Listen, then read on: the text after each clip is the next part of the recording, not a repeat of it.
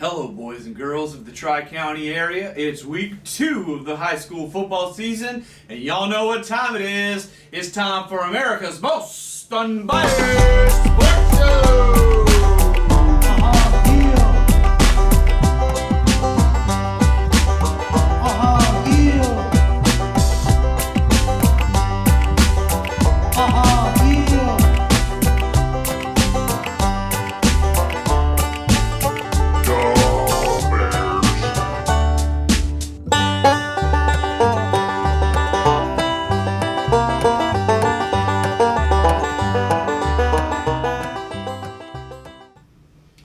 Hello, boys and girls.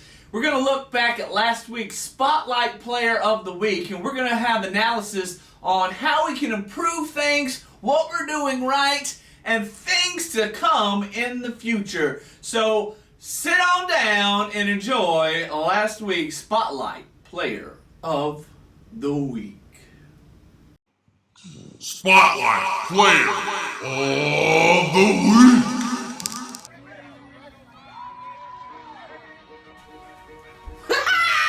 What's up, boys and girls? Another episode of the Barry Godbolt Show. And in this episode of the Barry Godbolt Show, we're going to look at the Spotlight Player of the Week. Now, last week, the Dixie Bears came out in style. I love what they do here. They bring on a little bit of rhythm. They bring on a little bit of soul. And as you can see, they got that step going. Then when they hit the dip, all right, I want to see, fellas, I want to see a little bit more hand action and a little bit more knee action, all right? Let me break it down for you, folks. You want to get that knee up and them hands down. Knee up, hands down. Now, we got to work on this, boys. It look good. There's room for improvement. Now, this week, in the Spotlight Player of the Week, we're going to look at senior outside linebacker, Taylor Rayborn. Now, my man Taylor Rayborn, he's got it going on. It's his final season as a Dixie County Bear. He's got his work done. He's put his work in. And now all the folks are looking at him. He's a leader. All the folks are looking up to him, but he has a serious problem. As we look at the video evidence here, my man has a serious problem with rhythm. As you can see, the whole crew's going one way. Mr. Rayborn, come on, man. Come on. Now, my man suffers from a tough disease. My man suffers from no rhythmitis. And my boy is eating up with it.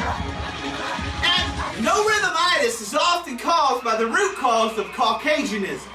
But my man can overcome it. Boys on that team, help my brother out. Help him out. Take him aside. Show him some moves. When you see him over in the gym, say, hey man,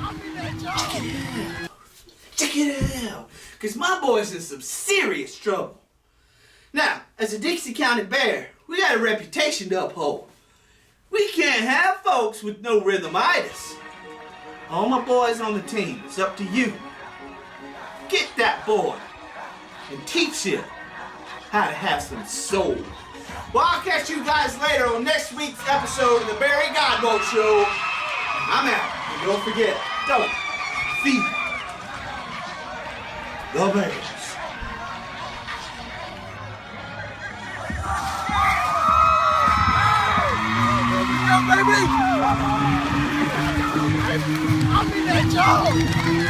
Well, it's a good thing there's a bye week next week because the homecoming dance is coming up soon.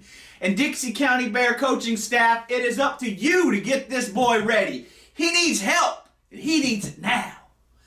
Now, in the next segment, we're going to ask an important question. You see, usually, the people who get all the love in the football game are what they call the skill position players. And I don't really understand what that means. When the announcer goes, touchdown for Robinson, touchdown for Thomas, touchdown Papa Jackson. But listen to me, folks. What about the linemen? There's no love to the linemen. The reason why I love linemen is because they are so unbiased. And that's what we are on this show. So in this next segment, I'm going to pose a question. What if linemen were the head coaches. Let's take a look. If linemen were head coaches, oh yeah. Tell them skinny kids they can sit down. We got this. I want to see a fat man streaking. Downfield. Oh, wide open in the middle of the field for a touchdown, the big guy. How about Javonte McGee?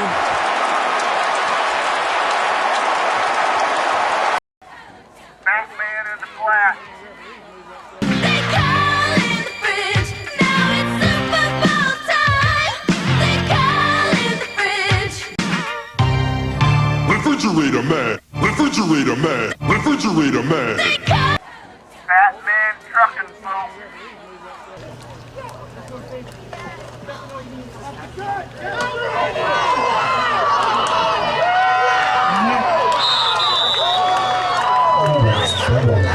If linemen were head coaches, oh yeah.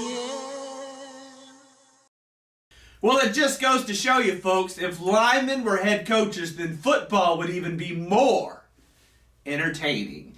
Now, let's go ahead. Let's get to the games that are on this week. We're going to start with our rankings. In 6th place in the Tri-County area, I have Bronson, who were defeated last week by Bell. But come on, Bell rolls. And then in 5th place, we have the Chiefland Indians. In 4th place, we have the Lafayette's. 3rd place is the Trenton Tigers. And co-first placers, once again, is the Bell Bulldogs and the Dixie County Bears. Now, let's go ahead and get to the games. First game we're going to talk about is Chiefland versus PK Young. Chiefland had a bye week last week, and I'm predicting that PK Young wins this game 22-21. Next on the docket, we have the Lafayette's versus Brantford. I expect the Lafayette's to win this game 16-6.